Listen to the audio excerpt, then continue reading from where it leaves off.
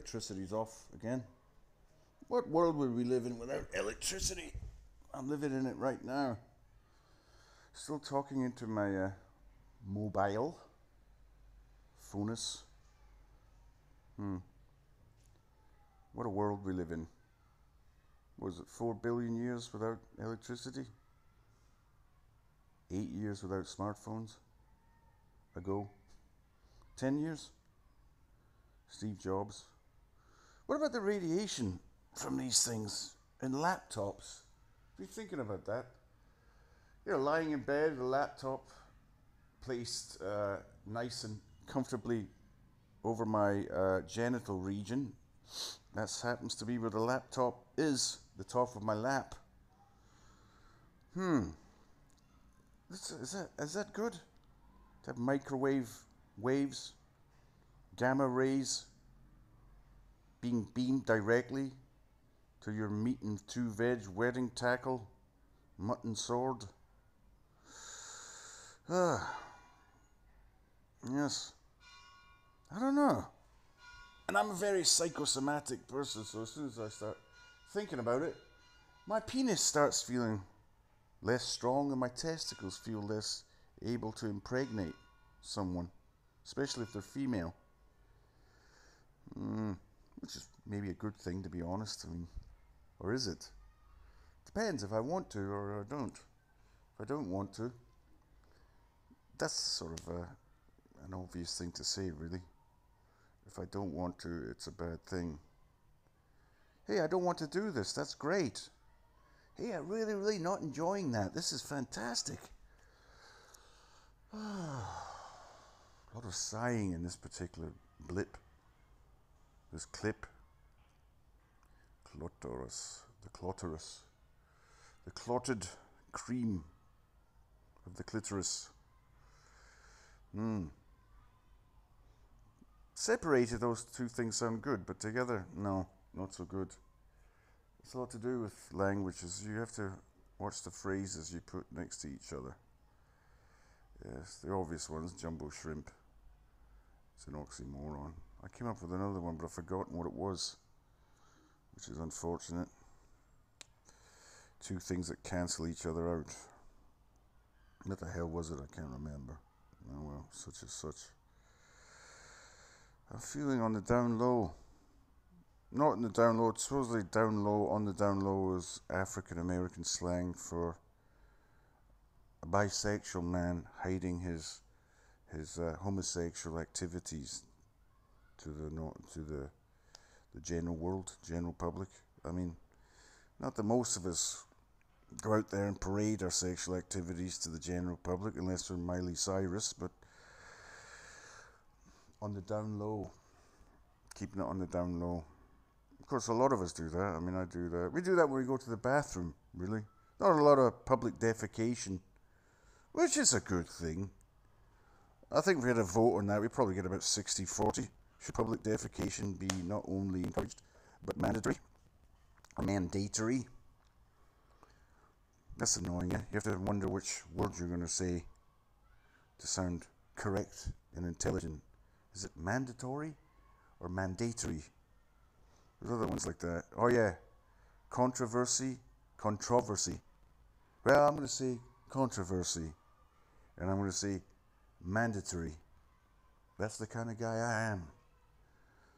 Or to use our very overused stand-up comedian cliche, that's how I roll. Boring. What am I looking at now? My knee. The human body's an incredible thing. Not mine particularly, to be honest, but, you know, in general. I was thinking about this, actually. The most primitive life forms are basically the life form and then a mouth. Because the life form needs to retain its lifeness, needs to consume energy, and then get rid of energy. So a mouth and an anus are the most primitive aspects of any life form, in a way. Or one of them. Like, I've even seen the most basic protozoa, they've got some sort of mouth.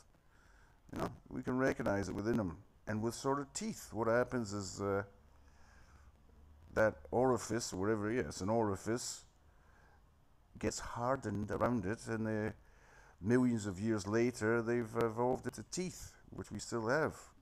It's pretty much widespread amongst animal things. What about flies? Do they have, what do they do? Insects?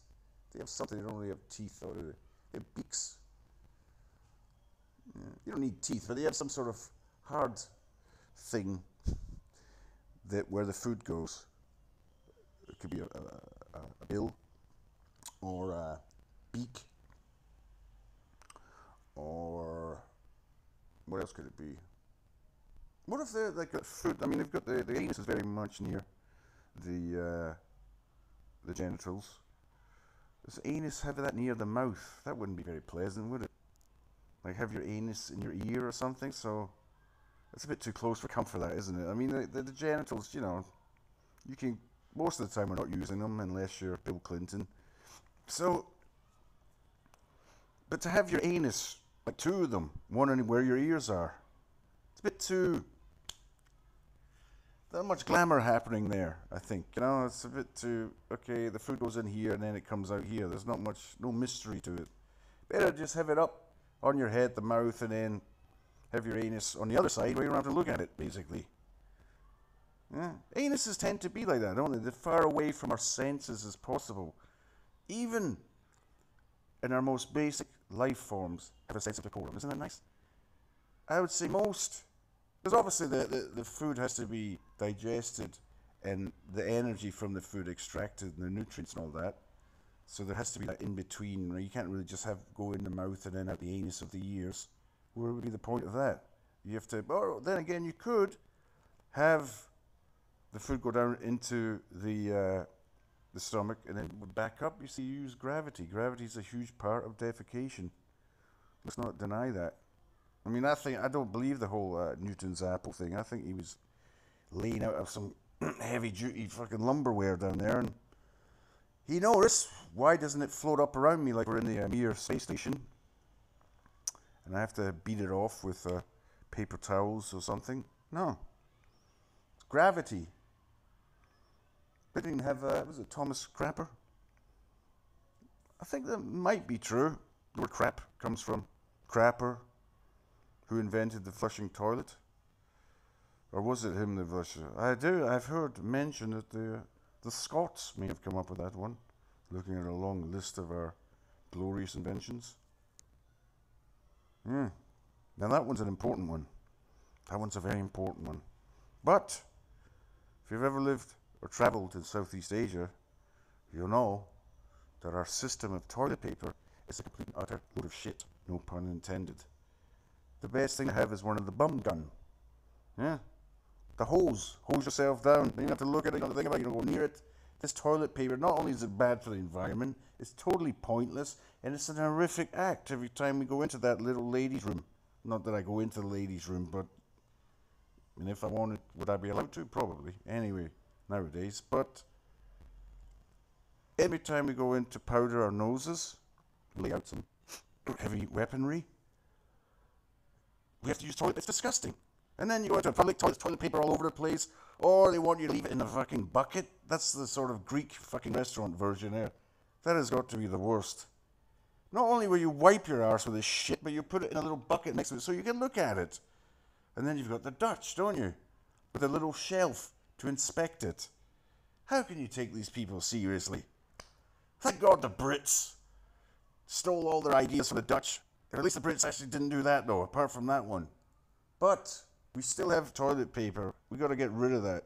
It's the most stupid fucking thing in the world. I've looked into it. There's such a thing you can buy online. A little portable bum gun. You fill it with water and you squeeze it. Psh, yeah. Or there's something called a Muslim bath. You can get it on Amazon. And you put it up. You got to put it up. You don't even got to get the plumber in. I'm gonna do it. You know, it's about 40 quid, 50 quid. But seriously, this whole toilet paper thing. It's got to be Andrex or fucking whoever the hell else is this stopping us from doing this. They've got some heavy duty lobbying, jobbying going on.